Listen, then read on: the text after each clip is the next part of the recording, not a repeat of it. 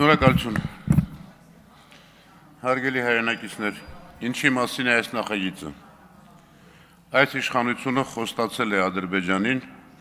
փոխել մեր սահմանադրությունը։ Այս իշխանությունը կորցրել է վախը սեփական ժողովրդից, բայց վախենում է Ալիևից։ Ադրբեջանա-թուրքական հանրահարությունը կատարելու նպատակին է ուղղված այս փոփոխությունը, որով արգելվում է վերջին 6 ամսում մշտապես Հայաստանում չեղածներին քվեարկել հանրաքվեի ժամանակ։ Պաշտոնական հիմնավորումը, թե ընտրողը պետք է կենսական կապ ունենա երկրի հետ։ Եվրոպա վազողներին հարց տամ։ Եվրոպական քանի երկիր գիտեք, որ նման սահմանափակում ունի։ Եվրոպական քանի երկիր գիտեք ընդհանրապես, որ արտասահմանում ընտրական տեղամաս չի բացում։ Միամիտ չեմ, որ հասնեմ, թե սահմանադրական որ նորն է ձեզ իրավունք տալիս սահմանափակման։ Իմաստունի սահմանադրության 48-րդ հոդվածը ցիտել, որը սահմանափակման ենթակա չէ։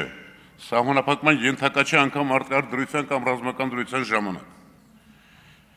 Այս ընտրությունների արդյունքներով իշխող վարչախումբը չի ստացել սահմանադրությամբ փոխելու անհրաժեշտ այժմանդատների 2/3-ը։ Սահմանադրության 2-րդ հոդվածի համաձայն հանրաքվեի դրված ակտն ընդունվում է, եթե դրան կողմ է քվեարկել հանրաքվեի մասնակիցների կեսից ավելին, բայց ոչ պակաս, քան մասնակցելու իրավունք ունեցող քաղաքացիների 1/4-ը։ Հիմա ինչ է ուզում անել վարչախումբը։ Շուստրիություն։ Իբր այլ պետությունների ազդեցությունը մեղմելու, ընտրողի պետության միջև կենսական կապը կարևորելու սովոցի տակ նվազեցնում է ընտրողների, նույնն է հանրաքվեի մասնակիցների ընդհանուր թիվը, որի պարագայում բնականաբար իջնում է նաև անհրաժեշտ 1/4-ը։ Սա է իրականությունը, սա է ճշմարտությունը։ Մնացածը սուտ է եւ ինչպես միշտ հակազգային եւ հակապետական։ Վերջում բարևներ դեմոկրատիայի թազա մամային Երևանում գտնվող ֆոն դեր Լայնին։ Շնորհակալ եմ։